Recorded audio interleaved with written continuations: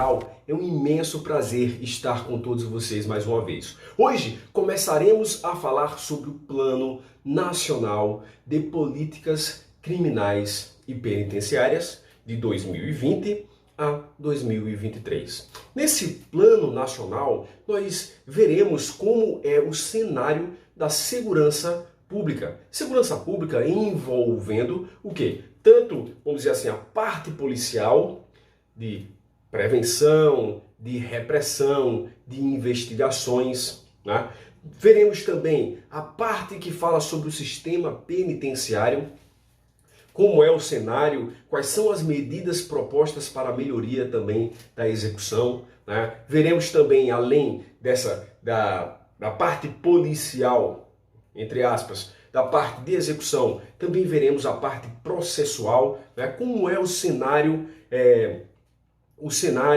hoje de julgamentos, de mandados de prisão, prisões em flagrantes, prisões em flagrante. Será que esse cenário atual está surtindo um efeito positivo ou não? Será que temos um judiciário que tem uma demanda muito grande e ele consegue ou não consegue suprir essa demanda? Veremos isso também. E por último, no último eixo, nós veremos algo relacionado à reintegração, à ressocialização daquela pessoa que está presa também, né? Porque ela posteriormente ela voltará à sociedade. E será que hoje o sistema penitenciário ele consegue fazer com que essa pessoa ela seja ressocializada e ao retornar à sociedade, ela consiga se adequar a um novo estilo de vida, que não seja aquele estilo de vida criminoso?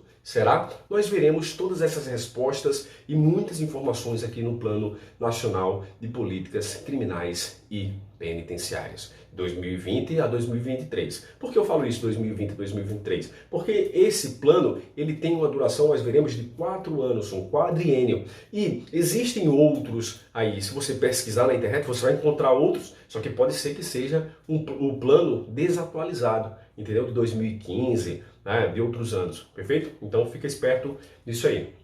É uma aula bem tranquila, né? Uma aula de uma leitura mais dinâmica. Em alguns pontos trarei o texto do plano, né? Para fazermos ali, vermos como é tratado ali o texto propriamente dito, mas muitas questões elas vão dar noção, ou muitos pontos vão dar noção que a gente tem do conhecimento de mundo que nós temos. Né? Será que o cenário policial ele surte o efeito positivo ou negativo? Será que existem hoje operações que surtem efeito, como por exemplo as operações integradas dos órgãos de polícia, a polícia judiciária? Né? Será que sim? As forças-tarefa, será que elas surtem efeito positivo? A gente vê isso tudo na prática, hoje surtindo alguns efeitos positivos e tudo mais. Mas a gente verá aqui no texto propriamente dito, é um texto bem genérico, né? Não existem questões, acredito que não existam questões sobre ele, fiz uma pesquisa, não consegui encontrar, mas ao final de todos os vídeos que eu postar aqui, como eu falei para vocês anteriormente, eu estou montando a apostila com todo carinho. Para quê? Para que a gente consiga também trazer questões do Plano Nacional de Políticas Criminais e Penitenciárias e tentar adivinhar o que a banca examinadora quer. E com certeza, eu já fiz as questões aqui, só estou lapidando, faltam pouquíssimas questões. Com certeza nós conseguiremos trazer muitas questões que são modelo da prova CESP-SEBRASP, perfeito? Então, vamos lá para o texto do nosso Plano Nacional, ok? Se vocês gostarem, é a primeira vez que eu faço isso, se vocês gostam dos nossos vídeos, curtam, comentem e compartilhem. Nós fazemos esse trabalho para vocês, para que vocês possam mudar de vida, ok? E a mudança de vida de vocês, com certeza, vai trazer muita paz, muita alegria aqui no nosso coração também, porque a gente trabalha para vocês, ok? Então vamos lá para o texto do Plano Nacional de Políticas Criminais e Penitenciárias 2020 a 2023. Vamos lá. Nós temos o seguinte: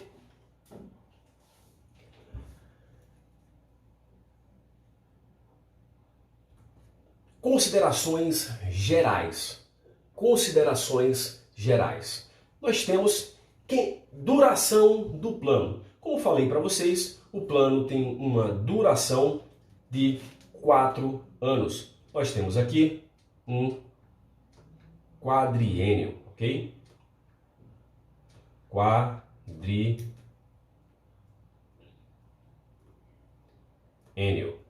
ok.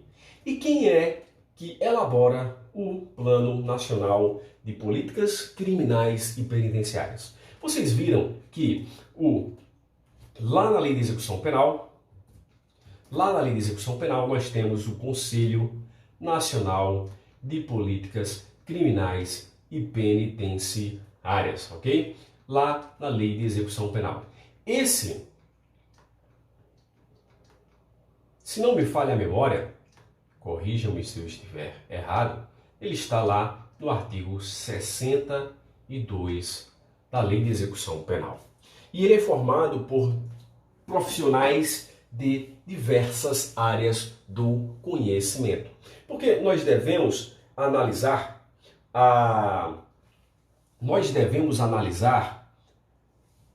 as questões criminais e penitenciárias, não só tratando de área criminal e área penitenciária. Nós temos também o quê? Nós temos também o quê? Outros dados a serem analisados, né? Questões sociais, questões econômicas, questões de educação, questão de saúde. Nós temos diversas áreas que devem caminhar em conjunto para quê? Para o sucesso de políticas criminais e penitenciárias. E nós veremos isso aqui, ok? Então, quem elabora o Plano Nacional de Políticas Criminais e Penitenciárias é o CNPCP. Volta lá para a tela. Nós temos o seguinte, que ele tem como atribuições o quê? Propor diretrizes da política criminal quanto à prevenção do delito. Então, temos aqui, ó, prevenção do delito número 1, nós temos a administração da justiça criminal número 2, e nós temos a execução das penas e medidas de segurança como número 3. Temos também aqui um texto da Lei de Execução Penal, nós temos contribuir na elaboração de planos nacionais de desenvolvimento, sugerindo as metas e prioridades da política criminal e penitenciária. Metas, nós veremos, por exemplo, investigações. Será que temos um número de investigações que está, aquele número de investigações, vamos supor, 100 mil investigações. Será que essas 100 mil investigações, elas conseguem ser concluídas com êxito e, sendo concluídas com êxito, elas conseguem se transformar em uma ação penal, em um processo criminal e uma posterior condenação? Será que sim? Nós sabemos que não. Então, por isso que esses planos nacionais, existem metas a serem cumpridas. Para quê? Para verificar se aquela política está sendo cumprida com êxito e o que pode ser melhorado. E também analisar o que não está caminhando bem, ok? Então, nós temos essas metas e prioridades da política criminal e penitenciária. Nós temos prioridades também porque nós sabemos que os recursos públicos do orçamento público, eles não são infinitos. Então nós teremos que ter prioridades na ação, ok? Para que o dinheiro público não seja gasto de maneira indevida. Nós temos o Plano Nacional, né? Ele serve aqui para planejamento e sistematização das futuras atividades e orientações do Conselho para o quadriênio, ok? Vamos lá, prosseguindo. Quando for importante, vou pontuar como importante, aqui vou deixar um asterisco aqui na tela para ficar interessante para nós. Então, nós temos aqui um plano, né, que traça objetivos e ações. Saibam que esses objetivos, eles somente são alcançados com ações, e ações, elas devem ter objetivos claros para o êxito. E o êxito vai ser demonstrado aqui com o aumento da segurança. Com o aumento da segurança na sociedade. sociedade, ok? O aumento da segurança na sociedade. Nós sabemos hoje que há uma grande sensação de insegurança, há uma sensação de impunidade. Há, para falar a verdade, impunidade mesmo em alguns casos. A justiça é muito demorada, carece, né? As polícias judiciárias, polícias de investigação não têm ferramentas adequadas para investigar determinadas investigações, e aquelas investigações vão correndo de certa forma bem devagar, a ponto de trazer uma sensação de impunidade. Então, nós temos que ter objetivos claros, ações claras, para que inclusive o orçamento público não seja gasto de maneira indevida e a gente consiga uma maior segurança sempre, ok? Vamos lá. Nós temos Plano Nacional, linhas mestras, ou seja, são 6 pilares que temos aqui no nosso Plano Nacional de Políticas Criminais e Penitenciárias, né? Nós veremos que a maioria do texto desse plano está baseado nesses 6 pilares, que são diretrizes e medidas anteriores ao crime, diretrizes e medidas logo após o crime, diretrizes e medidas para investigação eficiente dos inquéritos, diretrizes e medidas em relação ao processamento e julgamento, diretrizes e medidas de cumprimento da pena, medidas e prisão, e diretrizes e medidas em relação ao egresso. Então, cada uma dessas linhas mestras, ela tem uma palavra-chave, que nós temos aqui a prevenção, né, que são medidas anteriores ao crime, repressão, logo após ao crime. Temos aqui investigação.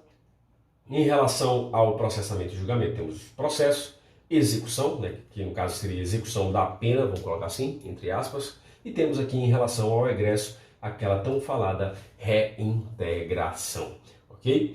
Vamos lá. Temos aqui os 6 pilares, falando novamente: prevenção, repressão, investigação, processo, execução e reintegração. Se vocês observam, esses 6 pilares, eles são como uma linha. Aqui nós temos a princípio aqui, ó, a prevenção dos crimes através de polícias ostensivas e tal. Essa prevenção não surtiu efeito. Nós temos aqui a repressão, né, através das polícias judiciárias, também na investigação. Depois essas investigações elas surtem lá. Temos um Ministério Público oferecendo denúncia por determinado crime.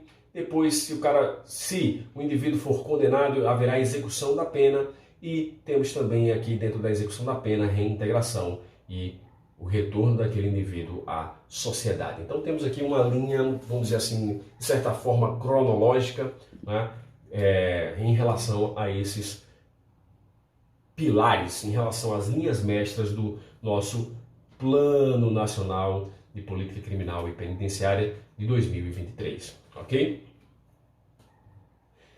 Então, o primeiro pilar, temos a prevenção, bem tranquilo aí essa leitura inicial. Nós temos o seguinte, ó, temos a prioridade no direcionamento de ações para o cumprimento do referido dever de proteção, com mais eficiência, pois o que mais tem angustiado o cidadão brasileiro é a sensação de insegurança. Então, vocês devem saber que o artigo 144 da Constituição Federal de 1988, em seu caput, traz que a segurança pública é um dever do Estado. É um dever do Estado e direito e responsabilidade de todos. Vocês devem estar estudando o artigo 144 da Constituição Federal e ele fala dessa forma: dever do Estado, um dever de proteção. É importante nós sabermos isso aí, por isso que nós temos essa prevenção, o Estado cuidando antes, né, para que uma conduta criminosa ela não aconteça. E esse cuidado anterior, ele não acontece somente através de segurança, mas através de educação também? Sim, através de educação. Através de lazer? Sim, através de lazer também. Por isso que nós temos lá na Constituição alguns direitos sociais, por exemplo, previsto no artigo 6º, temos lá no capítulo, se não me falha a memória, o título 7 da Constituição Federal, que fala sobre a ordem social, né? Corrija-me se eu estiver errado agora, são números aqui que eu não lembro muito bem, né? Mas temos esses assuntos aí estudados na Constituição que, em conjunto, eles farão com que exista o quê? Uma certa prevenção e algumas condutas delituosas, criminosas, não aconteçam, beleza? Então temos prevenção, dever de proteção, porque a população, hoje no caso, nós temos uma grande sensação de insegurança. Então voltamos para o quadro. Nós temos o seguinte: prevenção, como justificativa para as medidas que são propostas no âmbito da prevenção, encontra-se o compromisso com a diminuição do sentimento e da percepção de impunidade perante a sociedade, além da atenção para o sofisticado nível alcançado pelos agentes criminosos quanto à ocultação do produto financeiro de seus crimes. Então, além de termos essa questão social, né, o dever de proteção, nós também temos o quê? Uma atenção especial às organizações criminosas, aos agentes criminosos. Para quê? Por exemplo, se o poder público atuar em cima desse produto financeiro que é auferido lá na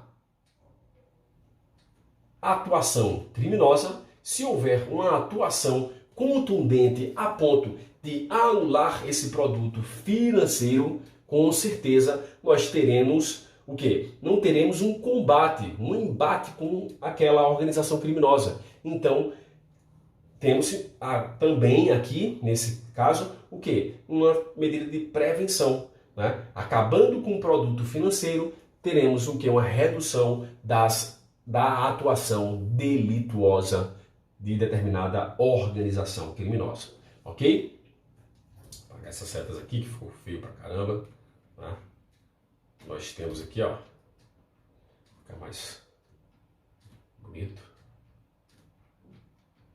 Anulação do produto financeiro da organização criminosa. Vamos lá. Temos a repressão, segundo pilar. Nós temos o seguinte, ó. Como falei para vocês, é uma linha cronológica que vai passando da prevenção para a repressão, que é o segundo nível. Nós temos aqui, ó, já que a prevenção não alcança os níveis desejados, não se pode prescindir da repressão. E essa repressão, ela possui um papel de relevo nas políticas de segurança pública. Sim, por que ele fala isso? Ele fala no texto do plano que a repressão tem um papel de relevo, tem um papel essencial, fundamental, né?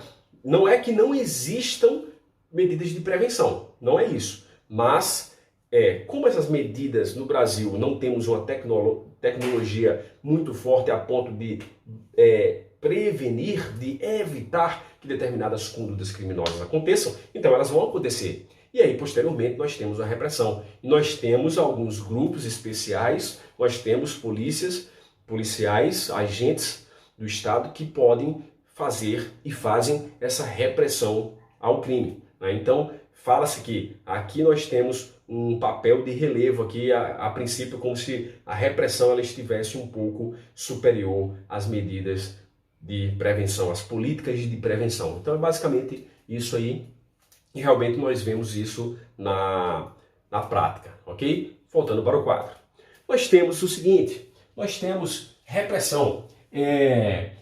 Por que existe esse insucesso da repressão, né? Na maioria dos casos? Existe repressão, existe. Mas essa repressão ela não é tão contundente. Existem muitos crimes, mas existem pouca resolução. Por quê? Boa parte desse insucesso da repressão aos crimes no Brasil se dá, por quê? Porque existe uma baixa interação entre os órgãos que integram o tripé do sistema repressivo. Quem são esses órgãos? Nós temos aqui, ó, nós temos as polícias,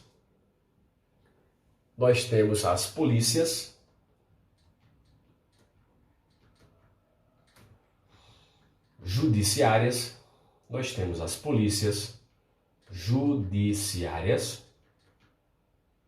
Quem são as polícias judiciárias previstas na Constituição Federal? Nós temos aqui, ó, a Polícia Civil e a Polícia Federal. E lembra aqui, ó, que é baixa interação. Há interação? Há, mas essa interação é baixa. Temos número 2, o Ministério Público. Temos número 2, o Ministério Público. E temos número 3 aqui, o Poder Judiciário. Poder Judiciário, ok? Então, há uma baixa interação entre esses órgãos aqui. O tripé do sistema repressivo. Medidas interessantes. Maximizar a interação e a integração. Capacitação dos atores responsáveis pela repressão. Então nós temos aqui uma palavra-chave, capacitação. Nós temos qualificação e aparelhamento dos órgãos. Aparelhamento dos órgãos. Nós temos melhoria dos sistemas de informações. Melhoria dos sistemas de informações. Os sistemas de informações são importantíssimos para o combate ao crime organizado, por exemplo. Aperfeiçoamento na gestão de bloqueio e de confisco de bens e valores apreendidos. Né? Esse confisco são medidas interessantes. Por quê? Porque elas vão ali acabar com aquele patrimônio de uma organização criminosa ou de determinado criminoso. Né? Nós temos o indivíduo preso, mas posteriormente, se ele voltar a cometer crimes, ele terá aquele patrimônio de novo. Então, nós temos que trabalhar em cima também dos bens e valores apreendidos. Medidas eficientes para a venda ou destinação, né? Dar maior eficiência e racionalidade na gestão desses bens apreendidos ou confiscados. Então, muito interessante, venda interessante porque para reverter para o Estado, por exemplo, aquele bem apreendido e aquele valor ser utilizado, por exemplo, pelo Estado para trazer mais segurança à sua população, ok? Continuando, nós temos o terceiro pilar, as investigações. Nós temos aqui, ó, temos uma alta criminalidade, mas temos uma baixa resolução. Temos uma baixa resolução. Medidas propostas, nós temos aqui, por exemplo, o Banco Nacional de Perfil Genético, Banco Nacional de Perfil Genético e do Banco Nacional Multibiométrico. Nós vemos esse perfil genético lá na Lei de Execução Penal. Lei de Execução Penal, lá no artigo 9º. Artigo 9º. Se não me falha a memória, artigo 9º-A da LEP. Temos aqui, como medida proposta também, um agente infiltrado e do informante do bem. Whistleblower, acredito que seja essa a tradução, né? Como se fala em inglês. Whistleblower. Aprimoramento das polícias técnico-científicas. Polícias técnico-científicas. Existe uma grande quantidade de crimes que deixam vestígios no Brasil e o aprimoramento dessas polícias técnico-científicas vai fazer com que as investigações surtam maiores efeitos. Nós temos o processo como quarto pilar. Nós temos o seguinte, ó, sabemos que o CPP é bastante desatualizado, né? Temos 80 anos aproximadamente e nós acompanhamos hoje no cenário que nós temos aparentemente uma ação penal sem fim. Por isso que é escrito aqui entre aspas, ação penal sem fim. Parece que o indivíduo nunca vai ser condenado. né? Nós temos aqui um trecho do plano que fala assim, ó, nenhum ato praticado no sistema criminal brasileiro é efetivo, terminativo ou conclusivo, desde o âmbito policial até chegar ao Ministério Público e ao Judiciário. Todos os atos e os respectivos autores ficam sujeitos à imediata revisão por parte de outro órgão, o que configura ambiente de desconfiança contra e entre os atores do sistema. Ok? Então, nós temos basicamente essas informações aí, bem tranquilo o trecho, tá? Quando vocês estiverem lendo o plano, vocês vão passando ali, vendo o que a gente está falando, tá? E vendo que há muitas informações que não são necessárias para nós, ok? Nós temos aqui como medidas propostas a adoção de soluções negociadas, né, acordos de não persecução penal e o acordo penal. Nós temos a execução provisória da condenação criminal após julgamento em segunda instância. Nós temos aqui uma grande celeuma do nosso aparelho judiciário, né, no nosso sistema repressivo, né? Será que condena? Não condena. Condena? Não condena. Condena? Não condena, né, em segunda instância. Então, esse vai e vem aí por parte do Supremo Tribunal Federal no julgamento dessa causa, né?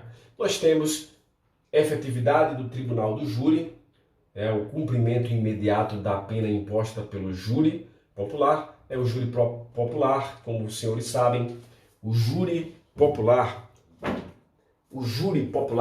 ele faz o quê? Ele julga os crimes dolosos contra a vida. Nós temos lá homicídio, nós temos lá infanticídio e outros crimes previstos no Código Penal. Só que, em virtude dessa justiça sem fim, o que acaba acontecendo? Acaba acontecendo que aquele indivíduo condenado pelo Tribunal do Júri, previsto na Constituição Federal, ele utilize recursos e acaba que ele não é condenado ou não vai ao cumprimento da prisão em virtude desses vários recursos existentes, ok? Nós temos expansão do processo eletrônico e videoconferência para dar maior celeridade aos processos também.